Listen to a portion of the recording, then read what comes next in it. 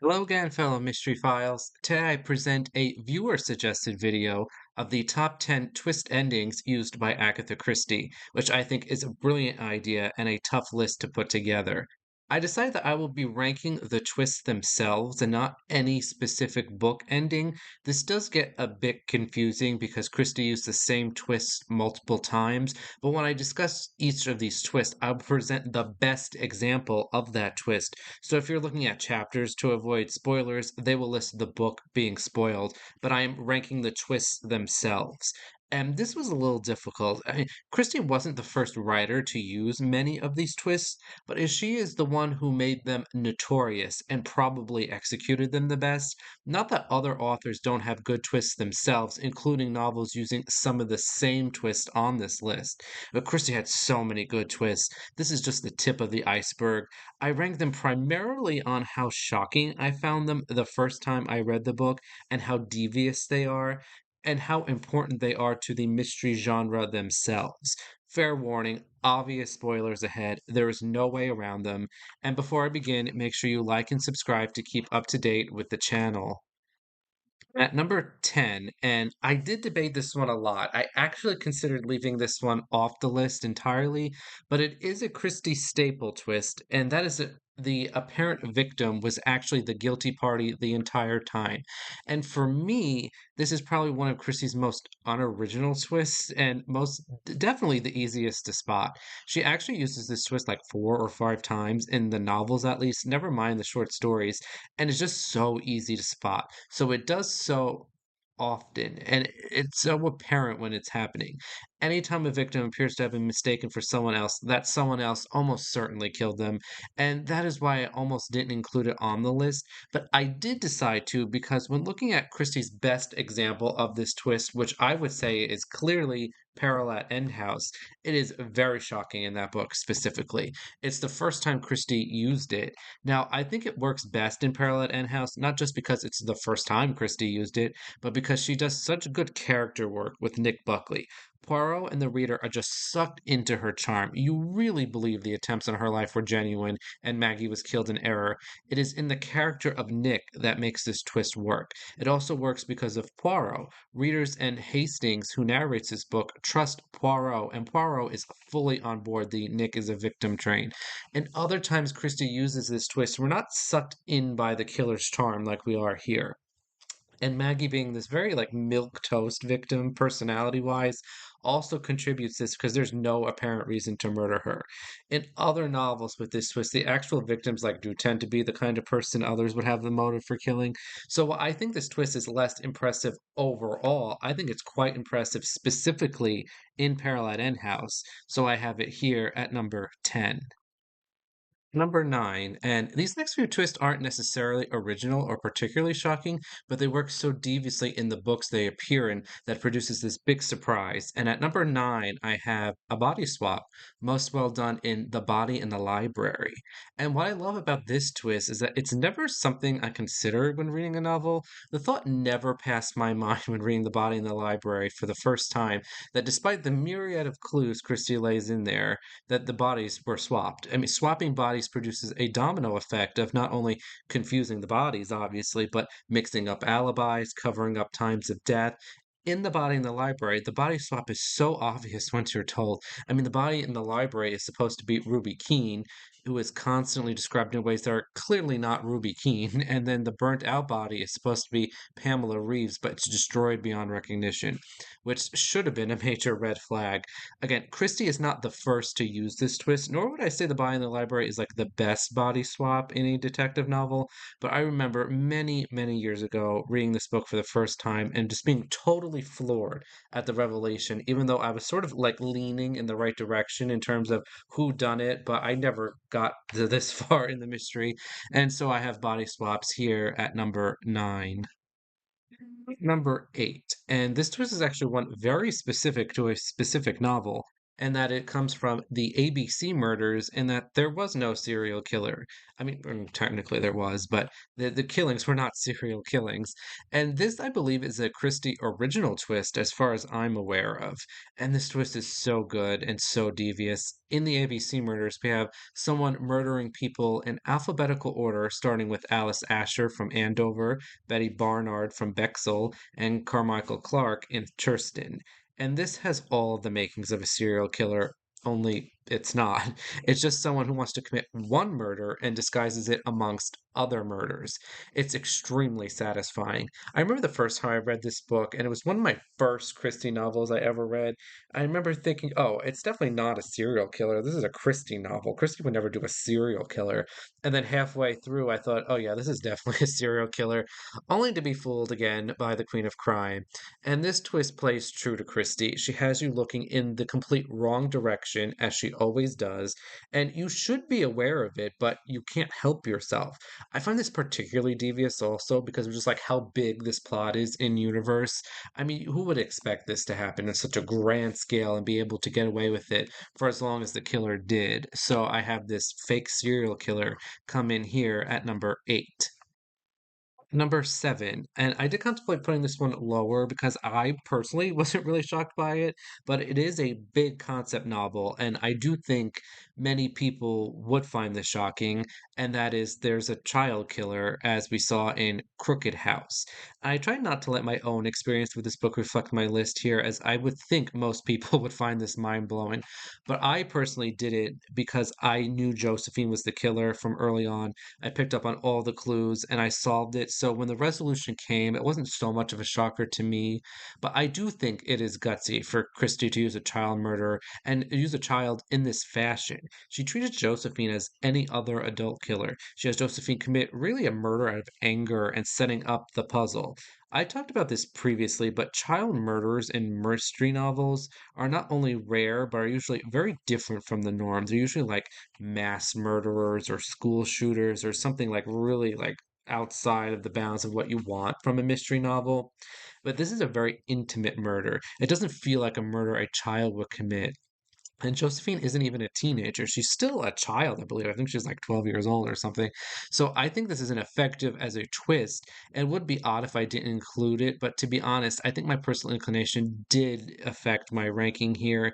And also, if we know from Christie's, works afterwards in her notebooks and her other, from her just talking about it, that she didn't like design Crooked House to be the book where the child murderer did it. Like she was contemplating a whole bunch of different suspects, and that's where she landed. She didn't have this twist in mind when she wrote Crooked House, and I think that affects the book as well because it's not setting the reader up for this big concept like we do see in other novels where you sort of get the sense like, oh, something different is happening here. So I do appreciate this. This is just like any other mystery novel, a typical Christie. So I have it here at number 7.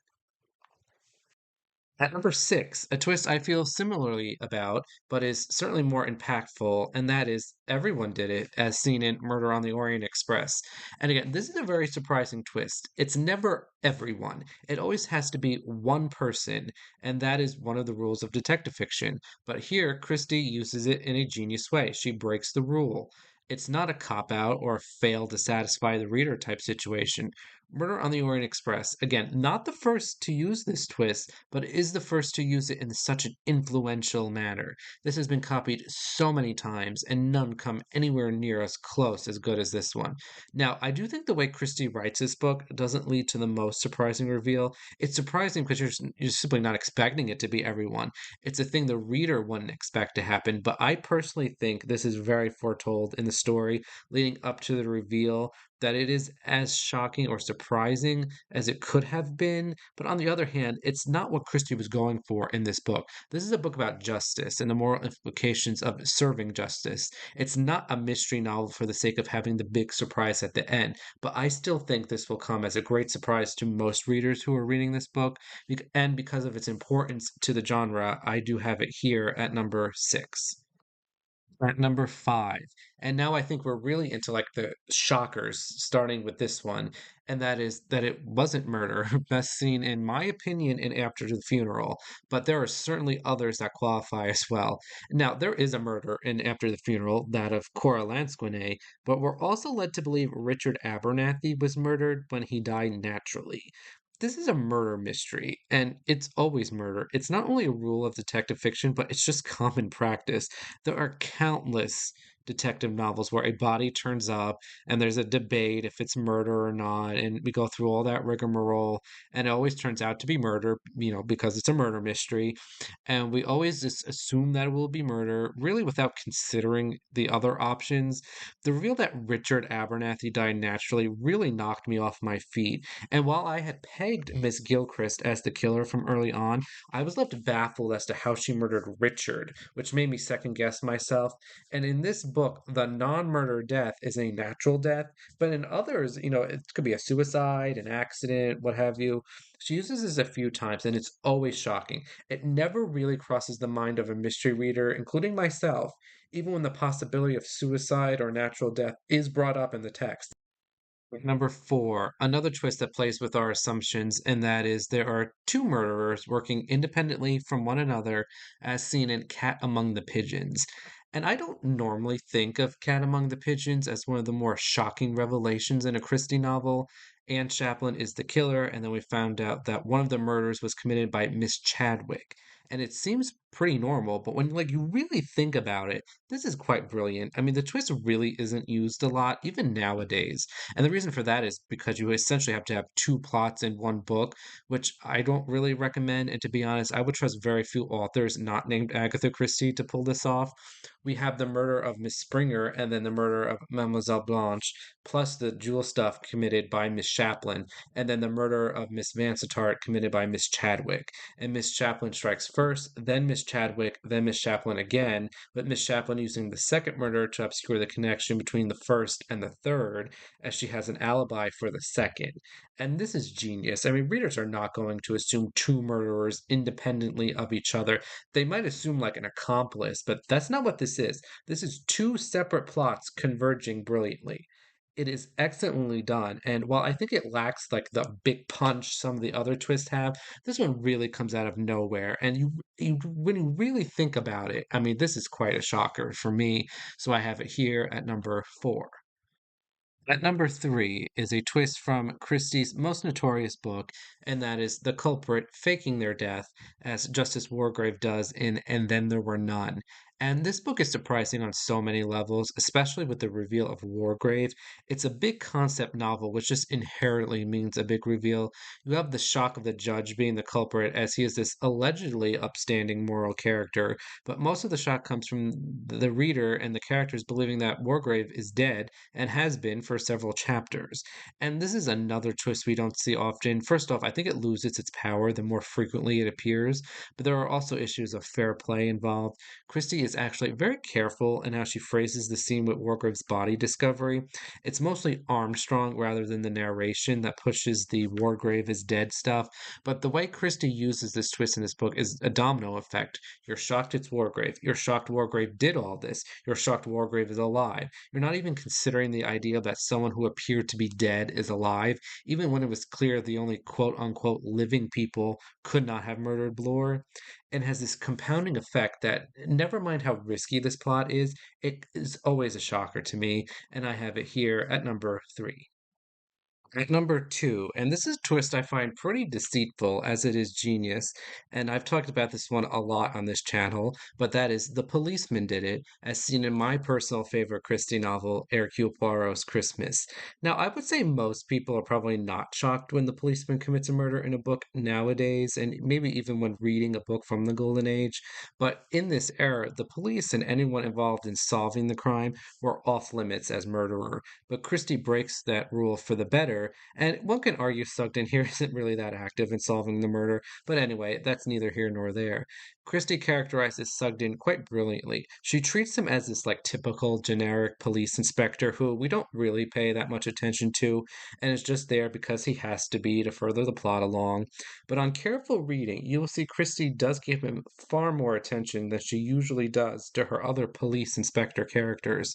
It is there the whole time. And this is another book where Christie compounds and surprises on us. Our killer is not only the police inspector, but the police inspector is Simeon Lee's illegitimate son. Two surprises in one.